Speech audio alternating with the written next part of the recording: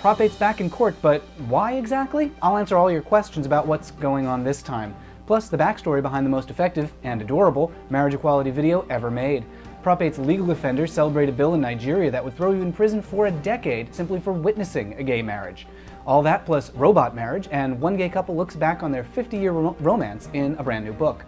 I'm Matt Baum at the American Foundation for Equal Rights, and welcome to Marriage News Watch for December 5th, 2011. Whenever I tell people that I report on the Prop 8 trial, I always get the same response. Oh yeah, what's going on with that? Understandable, since it's been a pretty complicated case. The short answer is that our next hearing is on Thursday of this week, and after that, a ruling is due any day. So let's take some time to clear up exactly what's happened, what's going on, and what you can expect on Thursday.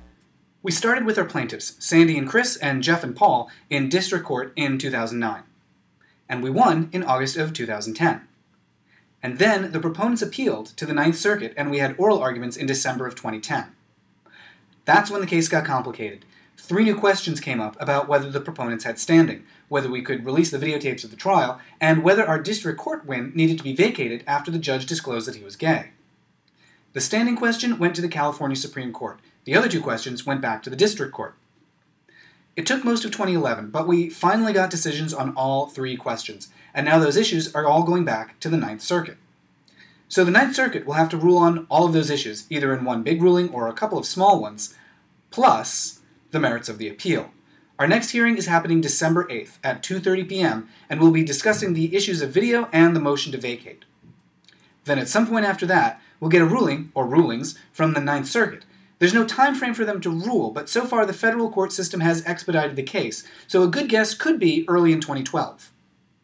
Then, that ruling might go to the U.S. Supreme Court, or it could get appealed to the Ninth Circuit for a do-over, called an en banc review. For an en banc review to happen, one party would have to petition for it, then the judges would vote on whether to rehear the case, and then, finally, they'd issue a new ruling. It's impossible to estimate a time frame for this, but if it happened, the process would start fairly quickly after the initial ruling. Whether or not the en banc review happens, the case is likely to go to the Supreme Court of the United States. The Supreme Court could refuse to hear the case, or they could accept it, in which case they'd have oral arguments and then issue a decision. Oral arguments happen in October to June, so our case could possibly be heard during the fall 2012 term. And then we'll be done, and if the justices uphold the decision by the federal district court, we'll have full federal marriage equality for every gay and lesbian couple in the country. So that's the latest on Prop 8. I'll be live tweeting from the courthouse on Thursday. Follow AFER to stay up to date.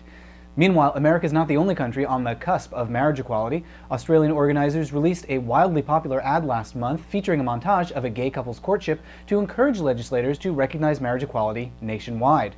The ad ends with a proposal, but will the couple be able to actually marry, or will they have to settle for a civil union? The answer to that question for all Australian LGBTs comes down to one woman, Prime Minister Julia Gillard. Gillard is the one roadblock to the Australian Labor Party's attempts to add marriage equality to the party platform. For now, it looks like the legislators have the votes needed to amend the party platform, but it remains to be seen whether Gillard still has some tricks up her sleeve to undermine their efforts. Visit getup.org.au for the latest and to find out how you can get involved no matter where you are in the world. In Nigeria this week, the Senate approved a bill that imposes draconian penalties for any activity that might affirm LGBTs, including marriage. Under the bill, attempted marriage is punishable with a 14-year jail term, or 10 years, simply for attending the ceremony. The Alliance Defense Fund, the very same people defending Prop 8 in court, reported the news from Nigeria with the headline, "Citizens Celebrate Ban on Same-Sex Marriage." And in Maryland this week, a new coalition kicked off a campaign in support of a constitutional ban on marriage. The organization is led by Robert Broadus, who had this to say about marriage equality earlier this year. Actually, the technology already exists. So what's to stop a man from marrying a robot? What's to stop a woman from marrying a computer? For more on the romantic implications of Isaac Asimov's 3 Laws of Robotics, visit the science fiction section of your local library. And finally this week, an interview with Alan Shane and Norman Sunshine, authors of the brand new book, Double Life. Alan and Norman met in New York in the 1950s, and as their work took them from performing on Broadway to running Warner Brothers Television to a new career in painting, they've built a life together as the country's attitudes towards gay couples transformed dramatically over the decades. I spoke with Alan and Norman about what it was like to be a gay couple in the 1950s and how it's changed. You can see the entire 20-minute interview on AFER's YouTube channel at youtube.com/American Equal Rights. And here are some highlights from our conversation. What was your understanding then of what it was to be a gay couple? We didn't have role models in those days because we didn't know people who had good, equal relations, men or women. I'm talking about now same sex. Didn't have equal relationships, and that's what we wanted. It was 2 years before we could actually think of living together. I mean, it just parents and relatives and friends. I mean, how do you explain this? In those days, we never spoke of it. So. Now we're talking about it all the time. It's a whole different world. I had my first one-man show in New York in a New York gallery while I was a VP, creative director of an ad agency. Unheard of. So the New York Times got wind of it, and they wanted to write an article about me.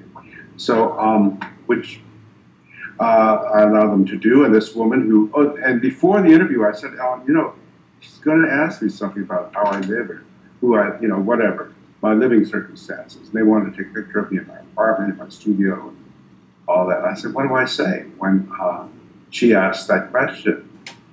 And we looked at each other, and I said, you know, I think I'm going to tell the truth. There was this interview, and she asked the question, do you live here, you know, Love? And I said, no, I live here. I share this apartment with Alan Chain, producer for David Susskind. Well, the article was in those days it was like one page. It was almost the entire page, pictures of me, and that statement was in it. And the next day I went to work in my agency, and no one said a word. Not a word. It's like the article never happened. It's a big deal. Alan had the same reaction. No one said anything. Susskind certainly never said anything, and he could have. Anybody could have. But we realized it was the first time the New York Times had ever talked about men living together.